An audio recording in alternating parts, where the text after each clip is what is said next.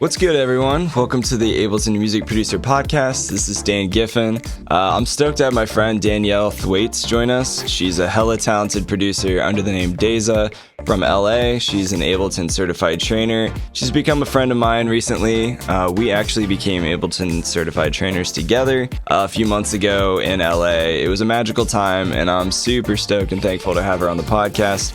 We're going to listen to her song called Realize. Before we get into that, I wanted to share with you, if you are newer to Ableton Live, or if you'd like help on your projects, if you feel lost and you're producing and you're having a hard time finishing tracks, or you want more personal guidance, I'm doing monthly coaching sessions, and it's been an awesome experience to see people send me their tracks and just to be able to give feedback and immediately help them with the mixes, or give them some more production ideas or tips and tricks on how they can improve their tracks and workflows.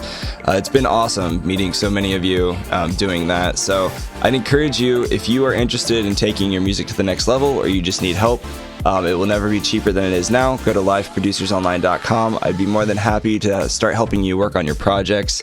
And you'll have access to all of my courses teaching DJing in Ableton Live, intro to music production if you're newer to live. Lots of different topics and webinars by me and certified trainers. You can access all of that on the Pro plan. Something to consider in the future. Would love to help you guys out. Check out this song by our special guest today, Daiza, and the song is called Realize.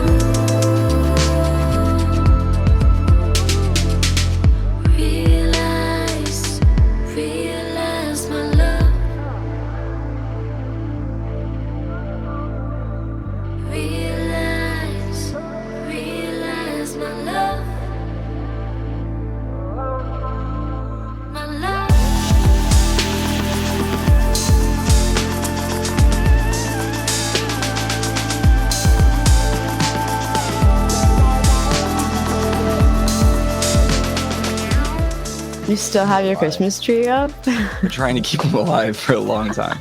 It looks like a little palm tree. Yeah, he's a little baby pine tree. So cute. I love it. A little wilty. Yeah. We're almost in mid-February. You still have it up. That's dedication. Yeah, I've been thinking about putting some hearts on him for Valentine's Day. And then around so Easter, I could do Easter eggs on him or something.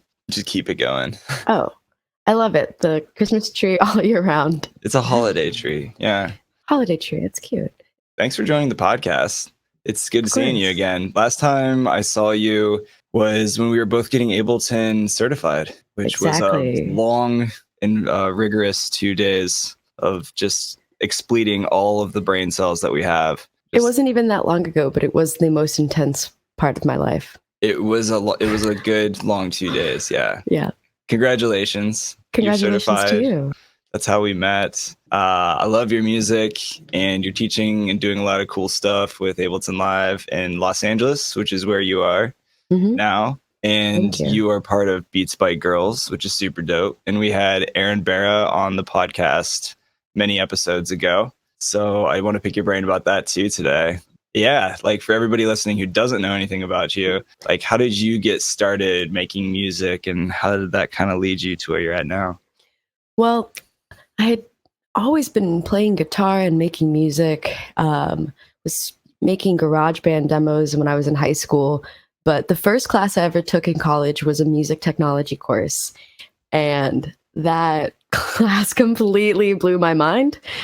In the class, they taught us how to use Reason, Pro Tools, and Logic. And I got pretty familiar with them. I began producing music pretty much right off the bat once I got to school. But the switch to Ableton was pretty interesting because everyone in my major was using it, but they didn't teach us how to use it. It was just like the cool DAW. Yeah. And I was like, fuck, excuse me, can I curse? Yeah, it's okay. Okay. Well, I was like, fuck, I really want to be good at this DAW. I think most of the people listening to the podcast are above the age of 18, so we're good. Okay, good. Okay, good. They can handle it. I began to teach myself how to use Live, basically by myself with the help of lynda.com. I took one course with Erin Barra from the songwriting department. And though I wasn't in that major, she was doing a really great job of actually giving songwriters access to producing their own demos, which I thought was a really great approach and kind of the background where I was coming from. So I just kind of dove into it and never really looked back. Ableton was able to do everything I was limited to within other DAWs. Yeah. And it just, especially with live performance, the translation just became so effortless. And I really found myself just wanting to be working with Live, and not just Live, Ableton Live, but just working with performers who want to perform live. Right. And as we both learned in our certification for the world, I don't know if I've said this on the podcast before, for all the listeners out there who don't know, Ableton is the company, Live is the software. So if you want to like be on the inside scoop and sound really smart, it's always Ableton Live for the software. Mm-hmm. Or just Live, because Berlin is super hardcore about that. So let the world know. Yes. Now the world is aware. Always Ableton Live. Yes. Exactly. Or Live. Anyway, not to cut you off. But yeah, that's so now you have a project. You did school, you did lynda.com, a lot of self-teaching, a lot of self-exploring. You eventually were able to do some Ableton Live playback with Imogen Heap. Yeah, that chick. She's pretty dope. Yeah, she is super dope. She's doing a lot of really cool things in music tech, and her music's great too. Like, how did that happen? Yeah, it was great working with her because she is such a pioneer and a force to be reckoned with. A mutual friend was doing live sound and had met Imogen and couldn't do the dates, so I kind of got pulled into the tour for her North American tour, and that was a really incredible time. It was my first tour ever. How long ago was this? This was last May. Okay, this is pretty recent. Yeah, it was. Awesome. I learned so much from her and just working with the other females on the tour. It was an all-female tour besides two of the band members, which was such an incredible vibe. And what was even better about that was it wasn't purposely for only females. It was just what it was. And that was really, really comforting. But I've worked with a lot of other artists to build their live sets and to get them ready for gigging. And that's been really fun. I really got into that because of lynda.com, actually. St. Vincent's musical director had put up a video on how he runs St. Vincent's live set. And that completely blew my mind of what Ableton Live was capable of doing and how I could push that. Yeah. And the rest is kind of history. It just became my favorite thing to do, was programming live sets. Yeah. Yeah, it's a daunting task, I feel like, for me personally, when I've done that. There's a lot of setup, a lot of pre-production work and everything. But it's lame, but I'm like really OCD and love making it look good. Yeah, and love optimizing it. It's so lame, but I love it. It's not lame at all. Like it's a necessary thing, and a lot of people don't know how to do it properly or just don't have the experience. And that sounds like it was a really cool tour. It was great. Yeah, I kind of want to nerd out a little bit on this podcast as well with you. Okay. But we'll talk a little bit more about your workflows for live performance in a second. But you also have a project called Daiza, which is super dope. And I was listening to you on the plane ride home on Spotify, and we'll have links in the show notes for everybody to listen to your stuff. How did that get started? Like, when did that come about? Well, I was in a band in college, and I was writing most of the music and playing with a bunch of great friends. And wow, just gathering 4 other dudes in a room was not easy to do. And there was just so many excuses all the time, and it was just difficult to wrangle them and to know that I had to pay them for gigs and for their time and their service. So as I began to produce my own music, I kind of just told them that it's not going to work and that I wanted to go on to this electronic route by myself. And everyone was really, really supportive of that. And that's kind of how Daiza was born. Cool. I've been producing music under the moniker Daiza since 2017. And I mean, it's just been really fun.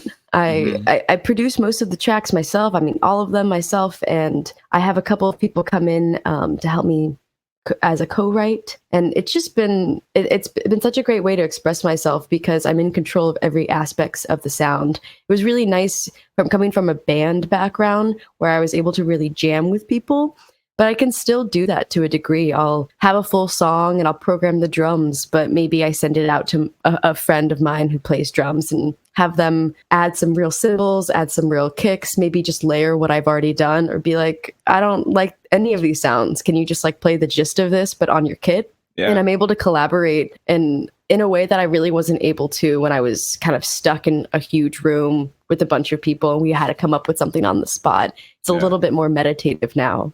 Yeah, totally. Collaborating with people, the right people, I think is really important too. I used to try to do a lot of remote collaboration, and I find that now just being in the room with somebody is so much better. Like just feeling that energy and being able to work with them and bounce ideas off of people who complement your weaknesses. And so like you play with a drummer now, right? So it's you and a drummer? It's me and a drummer and a keyboardist, and the keyboardist is my co-writing buddy, if you will. And he sings a lot of background vocals on some of the tracks that I have out. But the big project has been working with this drummer. I wanted him to have a hybrid kit. I wanted him to be standing. So that was really difficult. And I also wanted the kick drum to be flipped and upright so that I could hit it too with sticks. Nice. And we have triggers on it. So it took probably about 4 months of just conceptualizing what it is and how we were going to get it done. So at this point, we've got 2 computers that we're live linking, and we're both going into the same type, but different interfaces, and we're outputting out. He's taking care of all the drums, all of the percussion, and so we've got nice stems for that. And then I'm taking care of vocals and synths and bass, and the keyboardist as well. I started working with this drummer because we went to college together, and we took our first class together was the Max for Live class, and he was such an incredible programmer. He's already a great drummer. That was obvious.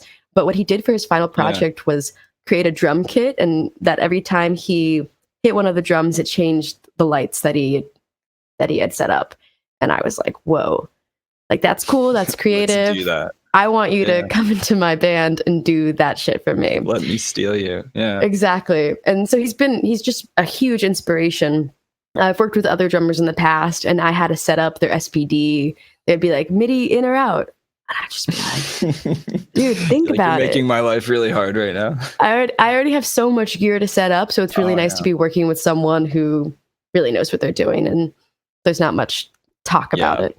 Oh, no, I totally understand. I'm a drummer, and I would haul my computer and all of the gear and my DJ setup and play an acoustic kit and everything else and set up the gear for all of my other players because I didn't know anything about music tech at all. But they were just awesome jazz musicians. So they would just literally sit there and watch me set up for an hour by myself on stage. When you got the drum kit, too, that's a lot. Oh, it was a lot of stuff. Yeah, I canceled my gym membership because when I was playing out more, this is a workout every time. Yeah, what's the point? Right. So yeah, you understand that. So you said that a big thing was him being able to trigger the lighting. And how does he do that? I'm curious. He has a Max for Live patch that we can send you. And we're using the same patch that he made from college that's just tweaked a little bit. And we had to end up actually getting legs for the kick so that it could go upright so that we can have a light underneath it. Oh, very cool. Which was proven to be a very difficult thing. Like no one wants to do that. And we had to find a specialist here in LA. But I can definitely send you that Max patch. I bet he wouldn't mind giving it out. It's pretty cool. It's pretty easy. We're also working with a lighting person at this point. We're trying to build some more lighting fixtures that can be synced to the music.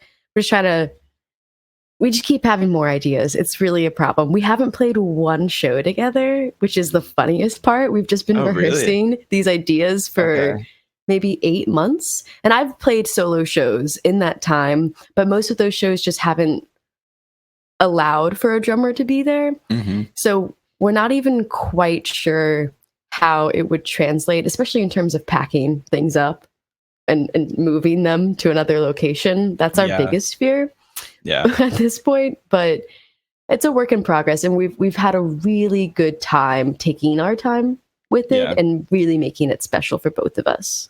Yeah. I think especially when you're playing gigs in LA, if it's like a bigger gig, there's a lot of eyes, on you. And I guess it doesn't matter where you live or where you play, but when you play a show,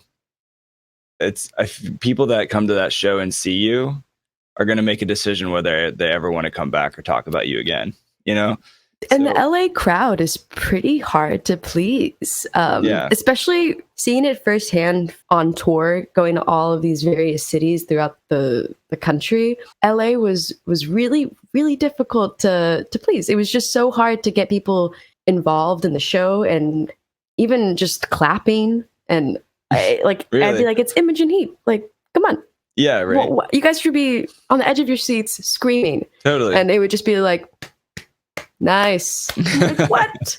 Y'all are so judgmental. It's a hard city to please, but I think that just puts a lot more pressure on ourselves that we kind of are already putting on ourselves.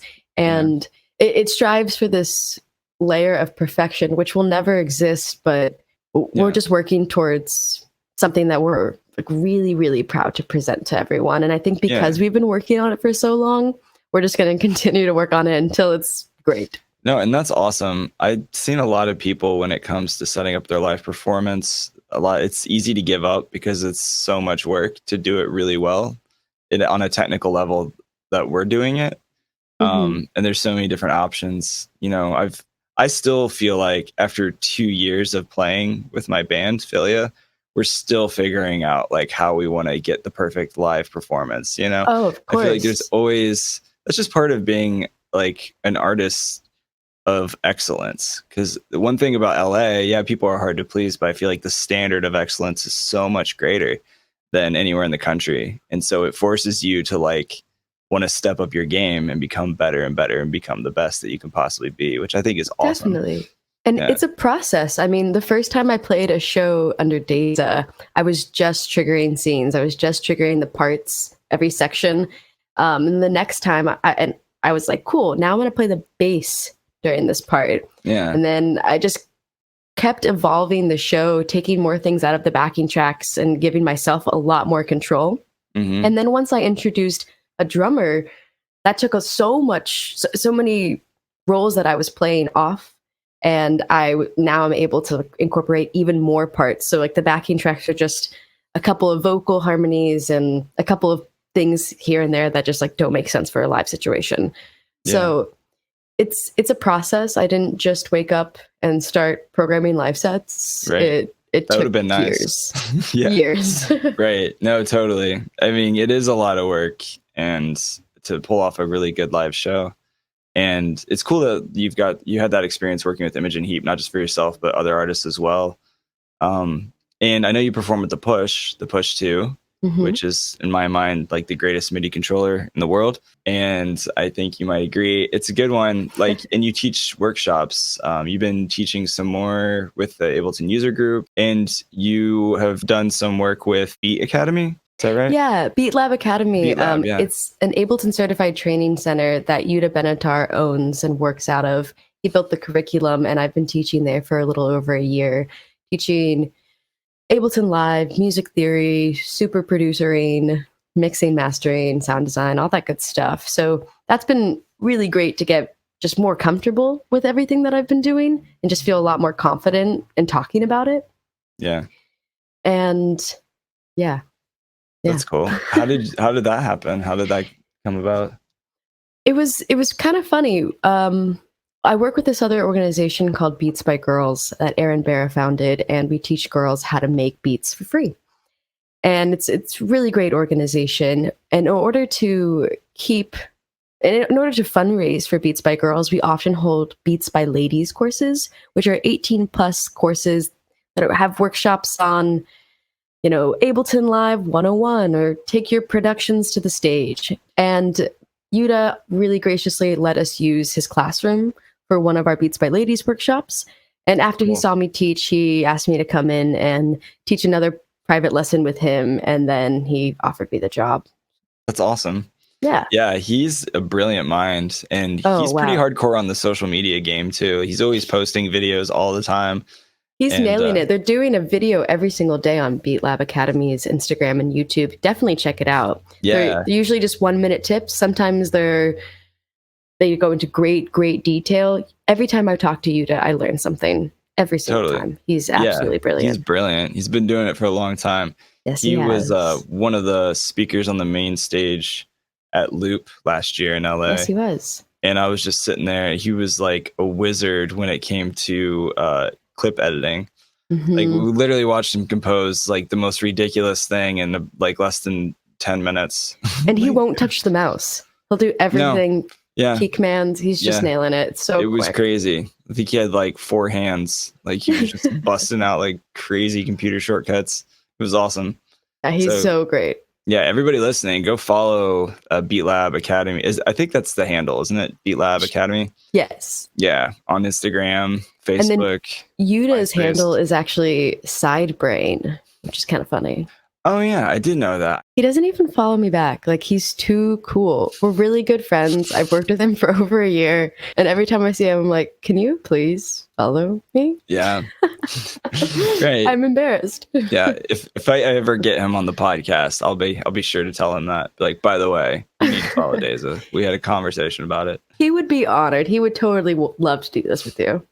That would be cool. I mean, I would be honored. He's a wizard of Ableton Live for sure. So is there any new tech or gear that you've learned from him, or just teaching in general, or anything new that's coming out that you think is like cool or interesting? What I've been really turned on to lately is Genki Instruments has this ring. They call it the Wave, and it's a Bluetooth ring that will send an X, Y, and rotation message that you can map to anything. So I've been implementing that in my live show. It also has tap or trigger. So for when I first saw the device at NAMM, I totally knew what songs I wanted to use this on. I was so inspired by it. So now for one of my tracks during the verse, I will sing, but I can actually get away from my setup and play the kick by just tapping myself. Or I'll tap the mic stand, or I'll tap someone in the audience. And it's really cool. And I've also done vocal effects where if I move, similar to how Imogen's gloves work, but way, way less sophisticated. If I sway my arm up to the right, I can, send my vocals to reverb. I can move my hand up and get delay. That's awesome. And I'll also do that with guitar effects as well. And it's kind of my new party trick. Yeah. Is it pretty easy to map? Super easy to map. Mapping? Okay. Yeah, they have their own software called Soft Wave. And within it there's even a soft synth that you can plug into and immediately start making music. It has its built-in own preset sounds inside of it. Okay. That's pretty tight. I have to check that out. They're really cool. I mean, and it's Bluetooth, so it's kind of, but I was going to say, is there any kind of latency or anything weird like that? I was experiencing some latency when I was really trying to push it. So, for instance, with the kick that I wanted to play during the second verse, there's a snare that I also wanted to play. Yeah. So I tried mapping a drum selector so that when I hit or I triggered the sample that was like below my waist or down, depending, and you can set that range pretty easily. Then it would play the kick, drum rack, like and the chain selector would be moving? Exactly. And then if I move my hand up and hit it, so like more like a clap, then it would play the snare. That's cool. It was so cool, but there was so much latency. So you haven't done that live though yet? Not successfully. I ended up just not playing the snare part at all. Funny. So I just picture you like waving your arm around like in the air on stage, and people are like, what is she doing? We don't hear anything. I try to make it as obvious as possible. The one thing about performing with electronic music is that the gesture is so important. So if you're just kind of moving knobs around and no one's really understanding what you're doing, it doesn't come across really easily. So it doesn't mean that I want to use this ring in every single song. I only choose it when it's an obvious moment and that's going to support the track and support my performance. So the fact that I couldn't do it, I mean, I showed my roommates, I like left my door open and I was just like playing this kick snare kind of combo. But I mean, they can even tell you it was way too freaking late and I was over it. I was so pissed. It's a fun trick, you know? Yeah. Sometimes we do things as artists just for ourselves, even though nobody else is going to think it's cool. We just exactly. I like it. I don't care what people think. Exactly. It's that balance. It's good. Yeah. We were playing at the Ableton certification with a new toy that I ended up stealing from my friend and I took to LA with me. And it's called the Vocla Doubler. And yeah, it's a really cool microphone. I don't know if you were there actually when we were playing with it. Oh yeah, I was. But yeah, it's like instant audio to MIDI. So it's so crazy. Yeah, it works pretty well. And there's like no latency. So you could like literally sing a synth or a kick drum or whatever, and it just maps to your voice pretty quick. And I thought the training was really interesting, how you really train the mic to suit your own vocal. That was really great. And actually made it, I think, respond really well. Yeah, it was surprising how well it works. You can also use it with other microphones, but it doesn't work as well because the technology for the conversion of audio to MIDI is really in the brain of that mic. And it's just a MIDI mic. It doesn't send audio. That makes sense. That would be cool. Do you know, did we discuss, can it take in a polyphonic signal or is it just mono? Yeah, it can. So you could do harmonies. So I could like set it up to my guitar and play some shit and it would grab it? Yeah, I don't know how well that works. I haven't tried that yet. Oh, you got to. Let me know. Yeah, no, that would be interesting. No, there's this thing called the jammy guitar. That's like a new guitar. I actually met the guy at Loop last year in LA. And I'm working on an Ableton Live course for it, and I don't know how to play it yet. but I need to do that. What's so cool about it? It's on the to-do list. I'll show you real fast. Okay.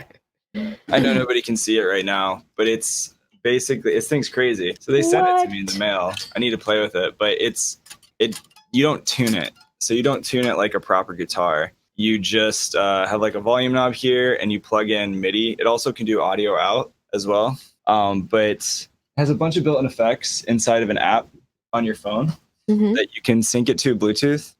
And then you can run it MIDI into Ableton Live. And it basically just has all the notes trigger from the fretboard. So you could just play it like a regular guitar. Yeah, you could totally play any sound or instrument you wanted to. It's called Jammy. That's dope. So you can't tune it. So how would you change the strings? Are all the strings the exact same in thickness?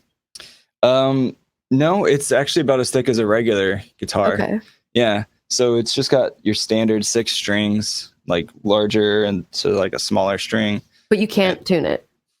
Well, you can in the app, but you don't need to tune it. You don't ever need to tune it. So wow. Yeah. That's crazy. It's kind of a fun guitar. Like I said, I really haven't played with it a whole lot, but I've seen some tutorials and other people are raving about it. And so it works. Awesome. I want to check that out. Yeah, you should. If you ever feel like coming to Indianapolis, it's not that far. It's on the top of my list. Yeah, it's pretty close. Hot it's pretty close to LA. Go.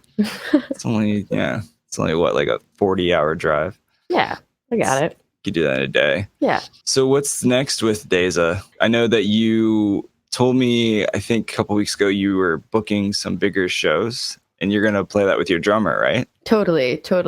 I guess what we're really working on right now is finishing this record that is long overdue. I have maybe about 5 more tracks that just need to be polished. Then I'll send it out to get mixed and mastered and we're ready to roll. My goal is to finish that by the end of March. And then once that is off my plate, then we'll be really on the hunt for booking more gigs. Sure. We have got a couple gigs lined up, I think, for the end of February and one in March, which I'm really excited about, which will be kind of nice practices. We won't be headlining any of these shows. We'll just be helping out and opening up for some friends of mine. So nice. It'll be a nice way to kind of introduce to everyone what's working, what's not working. Is this cool? Is this a waste of my time? Is this cool? I'm sure it'll be awesome. Yeah. Well, there's so many aspects to the show, so we want to, and it's really just been me and him and, a roommate or two that will walk by and give it a listen every now and then. So we're really interested in getting feedback on how everything's translating, because it's, I mean, I don't know too many people that are going about it this way. So we're just, that's why it's taken so long. It's just been so much trial and error. Yeah. And retrial and more errors and more trying again. That's okay. I mean, that's how we learn. That's why it's going to be good, because you're failing and then fixing stuff. Just send me that good energy that you have. I will. I'll try. I'll send in the mail. It's coming soon. Thank you. Thank you. You're welcome. No, that's awesome. So it's dropping in March, you said? Not dropping in March. It'll probably be a few more months to get it mixed and mastered, and then I'll figure out a plan. It's a really great question. You're asking me questions that are really making me think here. The next podcast, we'll find out. Exactly. To be continued. I'll send you all the links and make it really obvious on all my websites and everything what I'll be doing, when I'll be doing it. But for now, it's just staring at my computer and finishing these tracks. Yeah. So when you first start a track, do you usually start writing like vocal melodies, or do you start with the beat, or like how do you have a typical process as far as when you first come up with a song? I've got a few ways of starting a track, but most of the time I just pick up my guitar. And I feel like that's the best way for me, because it just brings me back to my roots. And I won't always use the guitar in the production. It's really more for a writing tool, but I like to have my vocals, the melodic idea, in the track as soon as possible. And I want to build the rest of the track around it. So sometimes if I'm not really getting much on the guitar, then I'll grab my push and start programming a beat to kind of vibe out to. And at that point, then I can really just start laying everything in and building the track. Nice. Yeah, I find myself sometimes I'll have a melody and I'll be like driving in my car and I'll just like start singing it into my phone. Then I'll listen to it later and then try to replicate it. And I'm sure there's been many times in your life, like for me, where I'll like come up with an idea and be like, this is awesome.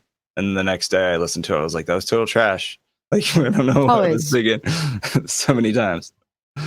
That happens to me a lot. One thing that I like to do when I'm driving around is I'll like improv. I listen to a lot of instrumental music and I'll just jam out on top of this chord progression or on top of this track. Nice. And I'll record those vocals. And most of the time it's completely against what the melody is really doing, but then I won't listen to the track again or use it as a reference. I'll just take that melodic idea and then build everything else around it. Another technique that I really like is I'm really a sucker for a good arrangement.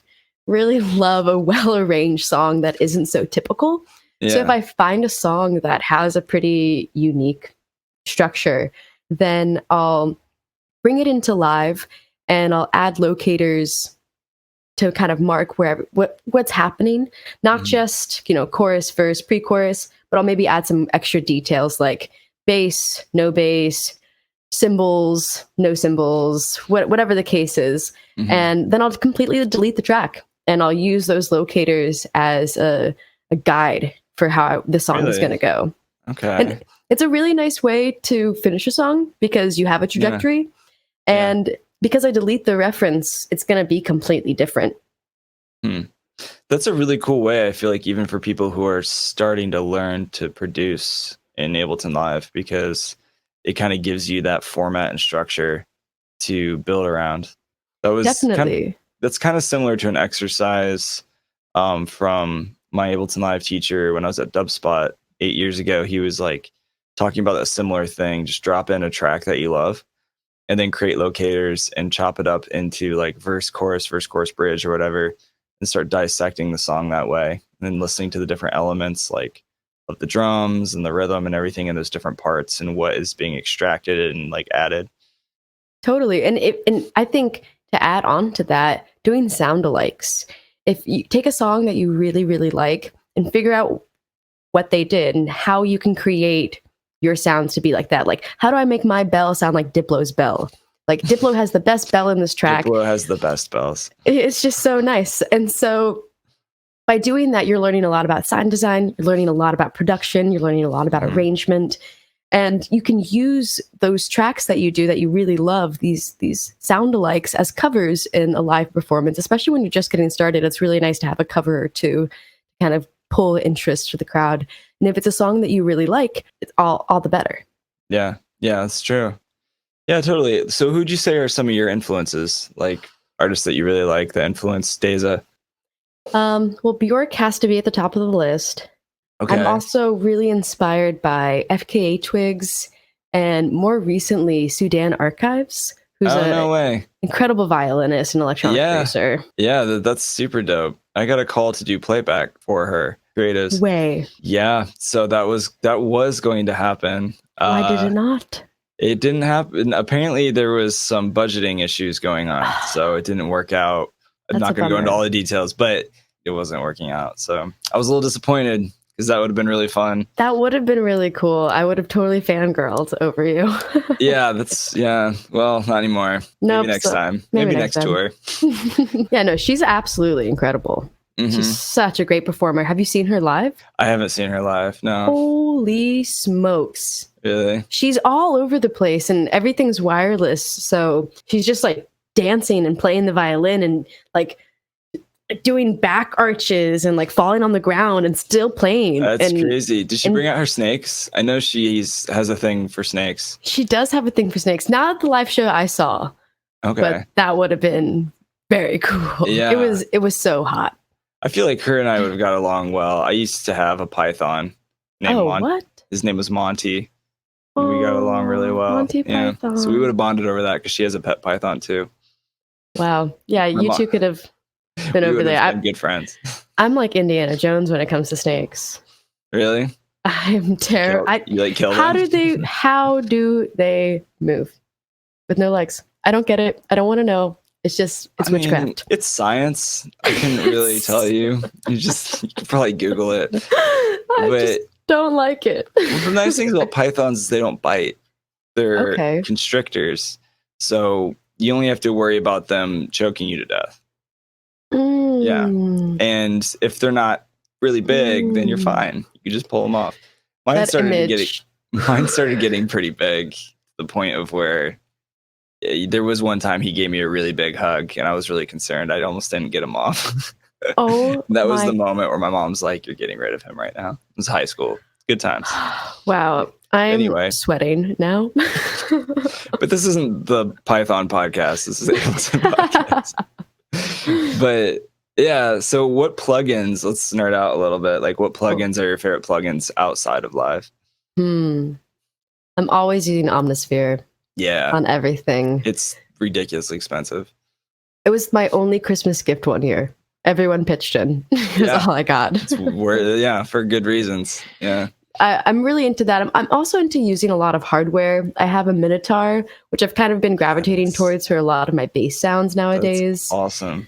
I also work for and have a Mellotron, and I have all of the sound cards for the Mellotron. So that's really fun. I use it as my MIDI controller now, too. It's one of the nicest keyboards I have. So but for people who don't know what a Mellotron is, could you tell them real quick? It was the first sampler ever created. So now we have digital Mellotrons, but the old analog Mellotrons that came out in the early 60s, attached to each key, instead of it being a hammer hitting a string like a piano, was 8 seconds of magnetic tape. This is the first way that anyone was able to play back a recording without a tape machine or without a computer. And a computer back in these days were like 12 of me, like just so ginormous. So in a live situation, there was really no way to incorporate any backing tracks, quote unquote, or any samples. So for instance, Black Sabbath really liked them because they would put on some of the keys like these weird like blah blah blah kind of intros, so that when they walked on stage, they had these like weird little scary sounds playing back. But at that point, there was no other way to do that. You couldn't just like plug in your computer and go. So the new digital Mellotrons have all of the sounds from the old Mellotrons. So strings that are really notorious, flutes, vocals, harp even. So I have every sound that I could possibly ever want. It's definitely my desert island instrument. Yeah, between that and Omnisphere, I think you're pretty set on presets. I'm pretty good on my sampling and synthesis. And I've got a Mother 32 now that I'm rocking. I'm trying to get into Eurorack. I'm trying to get into modular. You know, that's a dangerous road to go down. It is once you go down, dangerous. You're never coming back. And the savings account is going with you. I know. I need so many things. It's never ending. Nice. They're fun. Yeah. My sub 37 makes me pretty happy right now. Ooh. But when it comes in to get into patch modulars, I'm really thinking I'm going to go down that road too. It's good stuff. We'll go down it together. We can. That's fine. And then, like, after we use one for many years, maybe we could swap. Ooh, I like that. Save money that way. Little, patch swap. Just channeling Richard Devine. Yeah. How can I be? Yeah. Well, thankfully, I have some friends who own modular companies, so maybe we can get some homie discounts. Like Ditto. Delta Sound Labs by Ricky Graham. He's an Ableton certified trainer in Cleveland, Ohio, and absolutely brilliant modular person. Like, he could talk modules all day. He makes some hardcore modulars. You could run them over with like an army tank and they probably would just be fine. Like, they're intense. You could drop them off a bridge. But I'm checking them out. They're beautiful. They're pretty cool. He's a good guy. So anybody listening to the podcast that wants some modulars, like some DIY stuff, go check out Delta Sound Labs. I'm not even getting paid to say this. I should be, though. So, Ricky, if you're listening. No, that's cool. So, plugins. What other plugins? You said Omnisphere is one? Yeah. I mean, a lot of the stuff I use is native to Ableton Live. For good reasons. Yeah, they've got a lot of what I need, especially that Max for Live convolution reverb. Mm-hmm. Heyo. Yeah, you did some really, really cool shit with that at the certification event. I love taking my own impulse responses. It's really one of my favorite things to do. Mm-hmm. And it's really nice because I can go on a hike and just like find a really cool space, a really cool cave, a cool tunnel, and just, be in nature a little bit more. Mm-hmm. And I mean, kind of the idea behind Daiza in the name is combining daisies, flowers, floral, acoustic, analog, and then with a hazy synthetic sound design. And so I'm constantly trying to go out of our world or out into the world to gather a lot of my sounds. And I have so much in my studio and it's really nice to be in here. But at the same time, like, I'm a human voice and my guitar is also a very traditional instrument. So I love incorporating those elements and keeping that integrity. But it's really nice to be able to go to a crazy space and put my touch on a sound or a space with electronic influences. Yeah. So with that convolution reverb, oh, wow. I take so many impulse responses. And what's so cool about it is that you can just drag in any impulse response that you take. And an impulse response is just like a clap or a recording of a large... How do I explain this? Jesus Christ. Yeah. I need to brush up on my notes. I mean, impulse response. Yeah, it's all right. Dennis would be PO'd right now. Like, come on, Daiza. No, I'm just kidding. He's funny. He was the guy in the certification event that was running it. But an impulse response, for lack of maybe the best way of saying it, would be taking the sound of an environment and capturing it, and then using that room or that sound or environment to be able to emulate somebody else or an instrument actually sounding as if it was in that room or environment. Exactly. And the best way to take that is with a large pop or clap sound. Mm-hmm. We traditionally use balloons and pop them because a clap can vary almost every time. Every time I clap, it's different than the last. Depends how big your hands are, how hard you're smacking them. There's a lot of variables.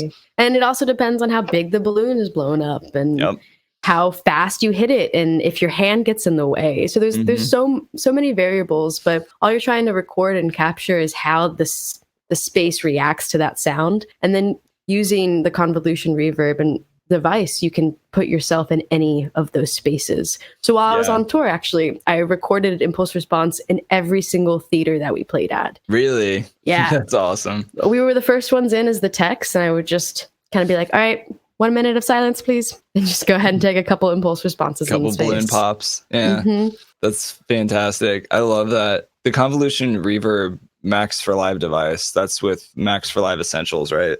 Yes. In that pack. Yeah. And they actually, it's not even in that pack are not just in that pack anymore. You can actually just grab the convolution reverb pack as its own entity on Ableton's website. Okay. Okay, cool. It's probably on maxforlive.com too, I would imagine. Probably. Yeah, that's super dope. I haven't actually done impulse responses with it, but I knew it was possible. And I saw your video out like in a cave or something, and you just popped a balloon, and then you used your voice, and I was like really surprised. I was like, that sounds really dope. That was really cool. It's so cool, and it's like a memory of that space too. So like from the tour, I can just put myself back in the Queen Elizabeth Theatre in Toronto, which I'll probably never be into again, you know? Right. But now you can always be there whenever you want to be. Anytime. That's awesome. Yeah, and I think that's the kind of stuff I think even for fans that listen to your music would love to know. You know? Like that's the kind of like really fun, nerdy stuff that like people don't know about. And as an artist, you're like, yeah, that was super rad and I did that and I'm awesome. But I think people want to know that too. Like if you could do a video like that and share it with your fans, that separates you from somebody else when you have that level of expertise where you're like, hey, I'm doing fun stuff. And like, you didn't even know it, but now you do. People are like, oh shit, that's crazy. You're right. I'm a really bad documenter of my life. Same. Notoriously. Same. I've been told by many that I'm bad at it, but I have a GoPro and you're right. I should just put the GoPro somewhere and just do my thing. There's always going to be haters. You're so right. Thank you for the encouragement. You're welcome. Yeah, that's what I'm here for. Go make some more Instagram stories. It is exhausting though, to like the whole social media thing is a full-time job just in itself. I just find it so stupid. I just really enjoy connecting with people, and I don't mind talking about anything that I'm doing. I don't like to keep any secrets. I think knowledge is power, and I love sharing everything that I know. That's so great. To make like a video of myself talking about it, it sounds like it's hard to connect to that, and I don't want to ever come across as a phony person. So I'd rather just, video chat with you and make a podcast or connect with you in person because it just sounds, a lot more genuine. Yeah.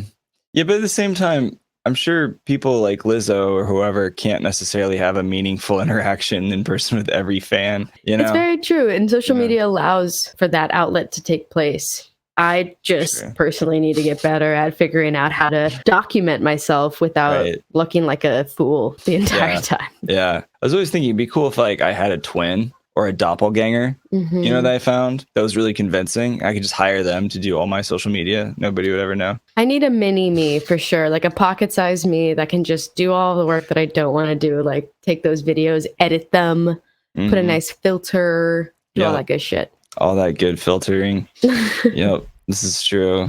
Speaking of musical things, I'm doing a track feedback event tonight or with the Ableton user group. So I have to go get ready for that.